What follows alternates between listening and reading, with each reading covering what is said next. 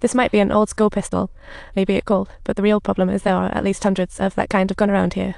This complicates the investigation. Karina still can't find the girl's fingerprints in the police system. Her identity remains a mystery. So Karina speculates she might not be local, but after some light-hearted sleuthing, she finally gets a lead on a suspect from a witness. The suspect is a truck driver. A witness claims the girl got in, but he says she looked lost.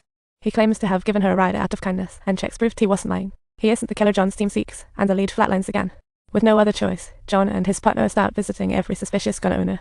They arrive at the first suspect. The guy opens his cabinet and reveals the gun case, only to find the gun vanished into thin air. He claims only his sister knows where it went, and that his buddy the doctor knows too. What's worse, the doctor came for a drink, acting strangely, and saying he was moving, then vanished. John and Karina seek the doctor, but the worker says he sailed 2 weeks ago. They leave a business card, to no avail. But Karina suspects the doctor. The girl might not be the only victim. This is a thriller plot. John wants the girl to ID the killer as the doctor, but the doctor refuses, fearing she might mistake him. Finally, Karina badgers him until he agrees to mix his photo with others.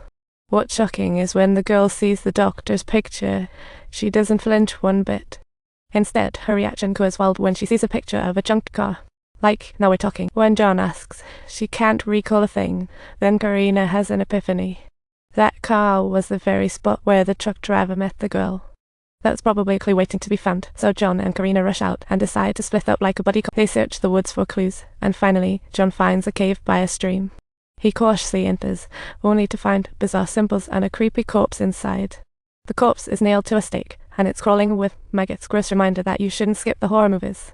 The question remains how these two cases connect. The body's limbs and head have been removed, making the method so grotesquely brutal. This looks like a ritual, and seriously, it's the 21st century. Who's still doing human sacrifices? Based on the tattoos, Karina quickly identifies the corpse as the very suspect they've been chasing, Mr. Dr. Pants himself. But now the prime suspect is dead in a weird way. Talk about a plot twist. The lead is dead again. They consult a biologist to analyze the maggots in the body, only to find out the dude kicked the bucket about 12, and it turns out the cave isn't even the first crime scene. Holy moly, those maggots couldn't have been found. Based on time, Karina realizes the girl was shot after the doctor died. He wasn't the killer. As the investigation deepens, the case gets weirder. John starts untangling the case files back at the precinct. They currently have 2 victims. The doctor vanished, the nameless girl survived, but they have no leads. The coroner claims the killer sliced off the doctor's genitals with a serrated knife, then drained his blood. Seriously, it's horrifying. John wonders why a killer would dismember a body and drain blood. Finding the behavioral science department, he realizes it might be a religious ritual. But even the researchers have never seen such a thing. Seriously, this is turning into a mystery box.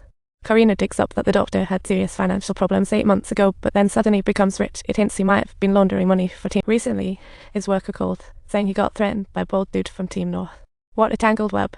Later, John learns via his friends that the bald guy is an enforcer for Team North, but claims never to have heard of the doctor. But he warns John that if the doctor crossed the team leader, it could definitely be an inside job. John and Karina promptly set off to find the big boss of the team. They want to ask about the bald guy, but the boss is totally an uncooperative classic villain move.